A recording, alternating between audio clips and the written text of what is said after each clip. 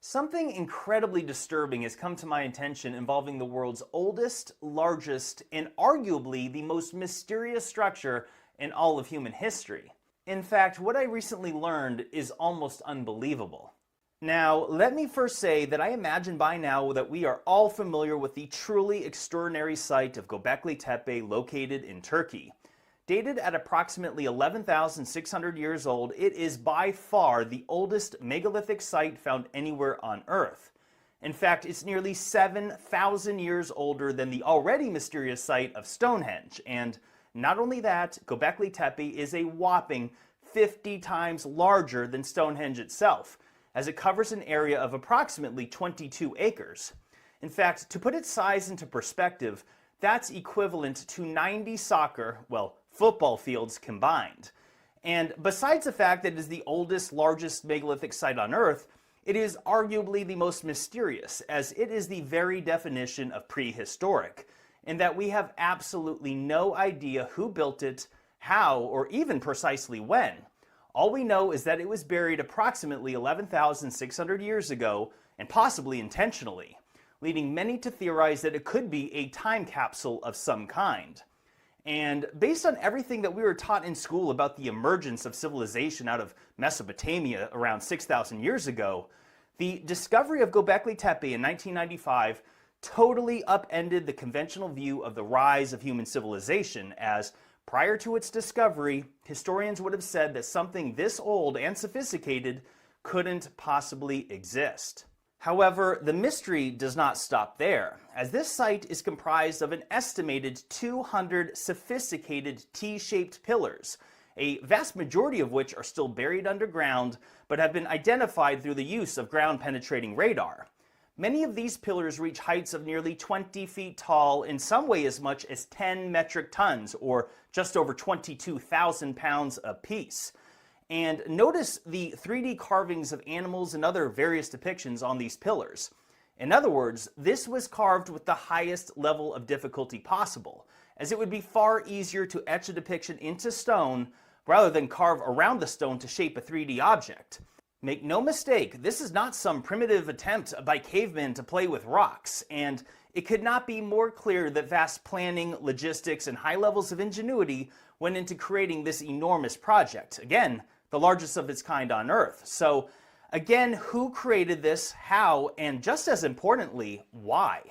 What adolescent prehistoric civilization could possibly have achieved this, and what would motivate them to do so? And this also begs the question as to how they transported hundreds of these pillars, which again weigh as much as 22,000 pounds or 10,000 kilograms. Which only becomes more curious when you consider that this site was created well over 5,000 years before the known invention of the wheel. Think about that. Now, here are a few more details that you should know about this site, which will become very important for what I'm going to drop on you later in this video. The unbelievable part that will startle any enthusiast of ancient history. As I mentioned, ground-penetrating radar has potentially identified an estimated 200 of these pillars, and only 72 have been unearthed in the 29 years since the excavation began in 1995. And this site is comprised of 20 known circular sections, or enclosures, that have up to 12 pillars each, and only 6 of these 20 enclosures have been excavated, however, not even fully. And this does not include a series of square and rectangular compartments, as well as whatever else lies beneath the ground that was not identified through ground radar, as it simply cannot see everything the deeper you scan. And this is just what we see at the surface, as again, the areas needing excavation covers over 22 acres. Now, I must point out something important, which is that if you followed this topic for the last several years, you would have likely heard Graham Hancock and others repeatedly mention that only 5% of Göbekli Tepe has been excavated, again as confirmed through ground-penetrating radar. In fact, that 5% figure was first reported in 2008, which was 14 years after excavations had first started. And by the way, we must all give credit to Graham Hancock, who brought this ancient site to international attention in his best-selling books, as well as his appearances on Joe Rogan's podcast. In fact, I'm sure many of you will remember this epic debate Graham Hancock had against skeptic Michael Shermer on the Joe Rogan Experience podcast number 961, which went viral and brought many more eyes and enthusiasts to the topic of Gobekli Tepe and lost ancient civilizations as a whole. But here's the thing. That podcast was in May of 2017, more than 7 full years ago. In fact, that became the topic of what is now my oldest video on my YouTube channel. So this got me recently wondering if that 5 percentile excavation figure had improved in the 7 years since. So I took it upon myself to do some inquiring as to what advances of excavations have occurred at this site in the last several years since that 5% figure received international attention. And I was stunned to learn that it had not changed at all in the years between 2017 and 2021, as reported by the worldheritagefund.org.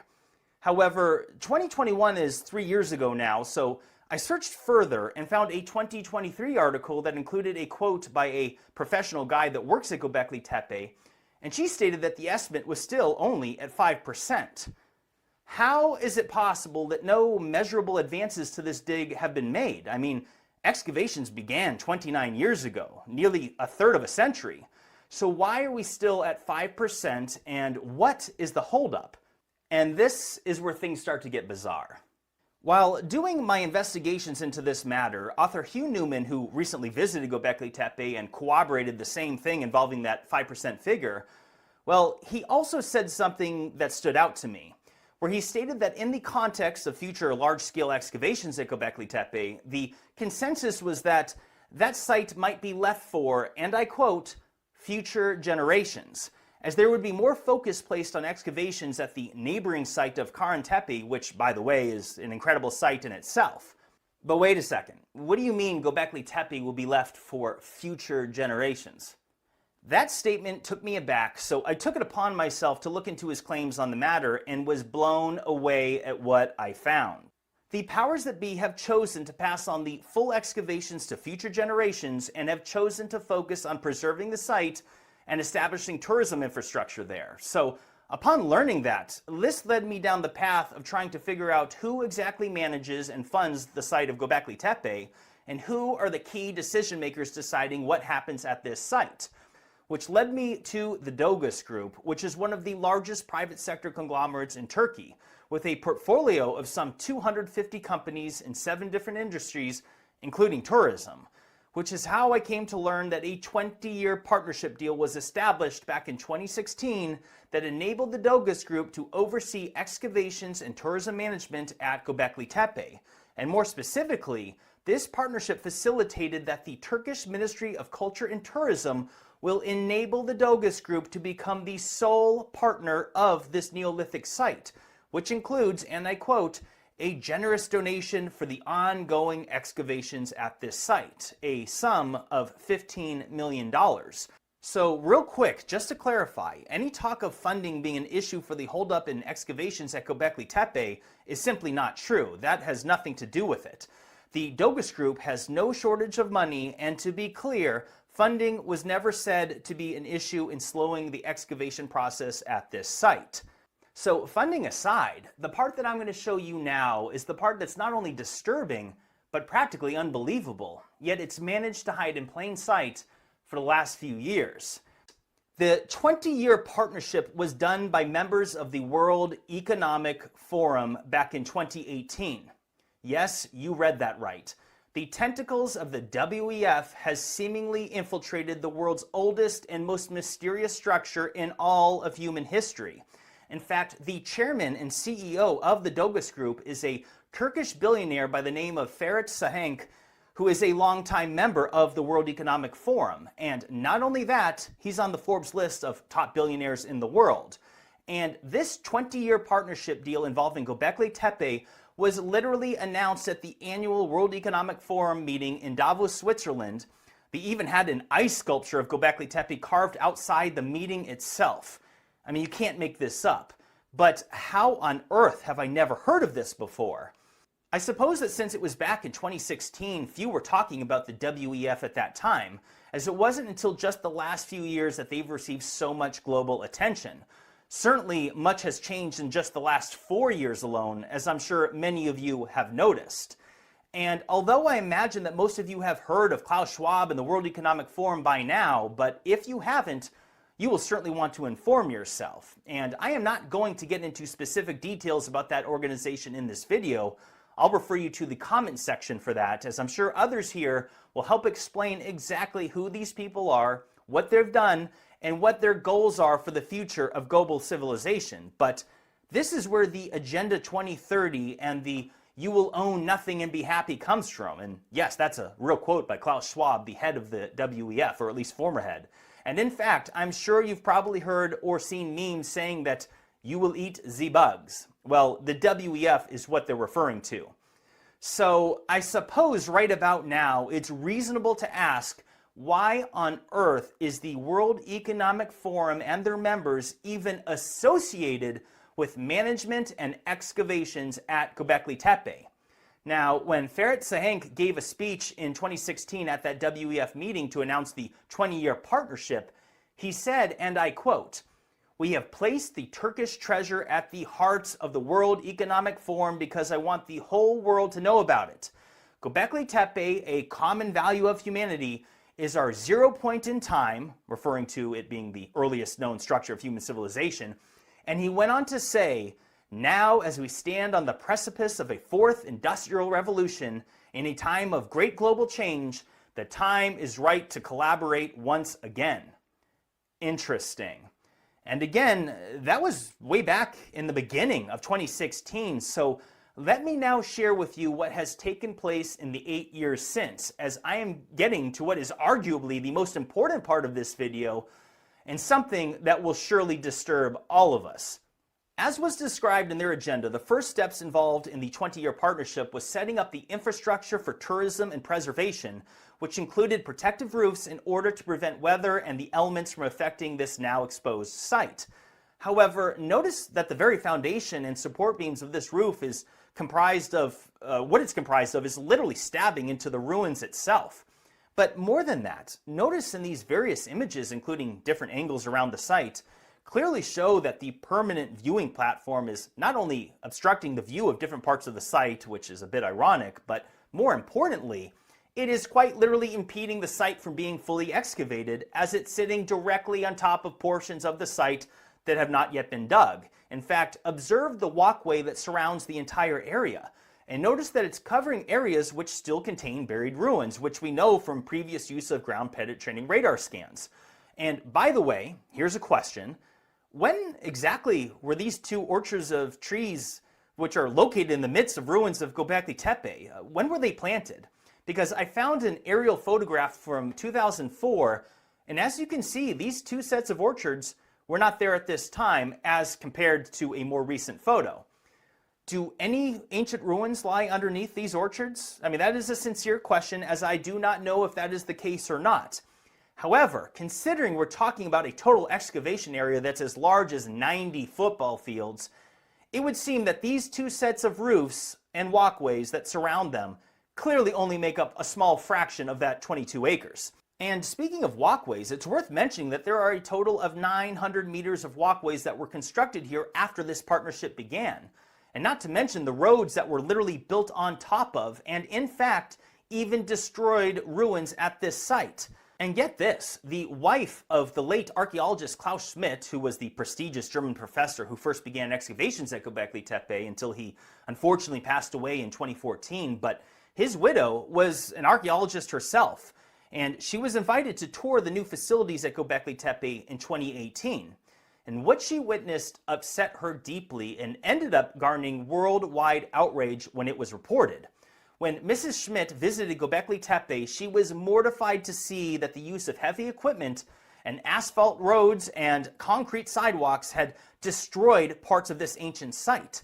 She was even quoted as saying, "They call it a road, I call it destruction," or the other way around, and went on to say that they are doing everything in a rush that Klaus did not want, as he knew it would destroy Göbekli Tepe, and that she cannot begin to explain the extent of the destruction which she witnessed that morning. She said, and I quote, "My sorrow is hard to articulate. Every time I visit there, I see another fragmentation coming to light," and went on to say that as part of the construction of a protective roof, parts of the wooden walkway have been removed on the assumption that they would be put back later. However, Now they are building a permanent concrete walkway instead, she said. And she took it upon herself to share photos on her Instagram at what had taken place. And thankfully, public outrage ensued as these photos circulated the internet, causing massive controversy, which led the Ministry of Culture and Tourism to issue a statement saying that, quote, only construction equipment was used there, and went on to outright deny that concrete or asphalt was used there. Gee, that sure looks like concrete to me, wouldn't you say? But to make it worse, the ministry doubled down on their claims, saying that the allegations made by Mrs. Schmidt were, quote, baseless and unscientific, and they strongly denied that any historical assets had been damaged. But again, Mrs. Schmidt is an archaeologist herself who worked at Gobekli Tepe alongside her husband. So that's totally insulting to her intelligence to deny what she had saw there with her own eyes. And the reality is that the evidence is there for all of us to see now. For example, as I mentioned a moment ago, 900 meters of concrete walkway were installed, and the foundation underneath it was layered with approximately 1 foot of stones, and then mortar was added under the curbs. Again, over areas of Gobekli Tepe which have relics that have not even been excavated. So consider the reality that these roads and walkways are now a total barrier from preventing excavations that could otherwise happen. Think about it. They would have to dig up all those roads, the rock, the asphalt, concrete walkways, as well as remove the infrastructure of the protective roofs themselves to make a full excavation of Gobekli Tepe even possible. In other words, they clearly have no intention to do so for the foreseeable future, as we can all see. And let's not forget that they told us directly that they are not going to fully excavate this site. Remember, they are leaving it for, quote, future generations. And although there are still archaeologists working on the site of Gobekli Tepe today, I'm not saying that there are 0 excavations taking place. However, the scope is incredibly limited, hence why that 5% figure is more or less the same.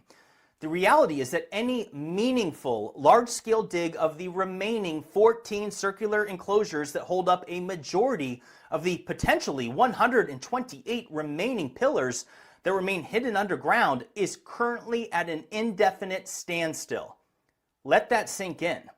It seems to me that since the tentacles of the WEF infiltrated excavation management of Gobekli Tepe in 2016, that ever-constant 5% figure I discussed earlier seems directly related. And again, members of the WEF are the ones making decisions here.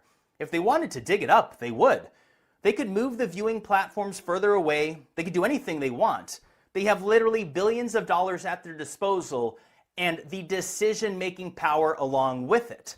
I have to say that to not fully excavate this site is a borderline crime against humanity. In fact, it's totally inexcusable. All of the estimated 200 pillars need to be exhumed and studied. All people of Earth have a right to know as much as possible about the origins of mankind, especially considering how much of a mystery our lost past actually is. And these pillars are telling us a story. That is clear from the relatively few that have been excavated thus far. And who knows what answers are waiting to be discovered on the well over 100 pillars that remain hidden within the Earth. Hidden answers of which could explain key information about our true ancient past. Which, by the way, that reminds me, let's not forget about the fascinating and very important detail involving the similarities of certain aspects of this site which we've seen in other places around the world, such as the so-called handbags, which have been compared to the Sumerians of ancient Iraq 6,000 years later, but even more fascinating compared to ones found all the way over in ancient Mexico. This is of course highly debated, but something that many consider to be potential evidence of a lost ancient global connection that is simply not supposed to have been possible. And while I'm at it, there are other similarities involving the placement of the hands in front of the pillars at Gobekli Tepe when compared to statues in Bolivia and South America, the Moai statues in Easter Island, and even as far away as Indonesia. This could of course be a coincidence, but the placement of the hands at the front is something that's particularly unique. Like I always say, look and think for yourself. Regardless, who knows what is inscribed into all the remaining pillars that we haven't seen yet? We simply don't know, and we will never know until we appropriately excavate this site. I honestly cannot believe the current state of modern archaeology today. It appears to have been corrupted, or at best, totally mismanaged, at such a level that is now preventing us from actually learning information about our ancient past. I mean, to have an archaeological dig and not dig it up is the antithesis of actual archaeology, is it not? So at this time, I am calling on all archaeologists, anthropologists, historians, skeptics, and enthusiasts of ancient history alike to speak out about this incredible injustice. What we now have in front of us is a unique opportunity to come together in one common goal, which is to champion for further excavation at Göbekli Tepe. Free Göbekli Tepe. So spread the word. In fact, probably the best way to do that is to share this video across social media to bring as much attention to it as possible so people can understand the gravity of this situation. And let's let the courts of public opinion do their thing. Now, stay tuned. I will be hosting a live stream in the next couple days to discuss this topic, and I'm very excited to announce that I will be back to making 2 videos every single month, and each one of those videos will be followed by a live stream where I discuss the topic of that video. So stay tuned. The coming months are going to be quite interesting as I have a series of topics I've been sitting on for some time that I know you'll find to be very, very interesting. That said, leave a comment and share your thoughts on everything that was discussed in this video. And also follow me on Rumble. I'm growing a presence there. And if you're not on X, you should get on it. I'm on there trying to grow my presence. You can follow me there as well as Instagram. And if you want to support me personally, support me on locals.com, link in the description, or Patreon. That makes a big difference to me. But that said, I'm going to close it up here. Thank you for your time and stay tuned to that live stream. Bye now.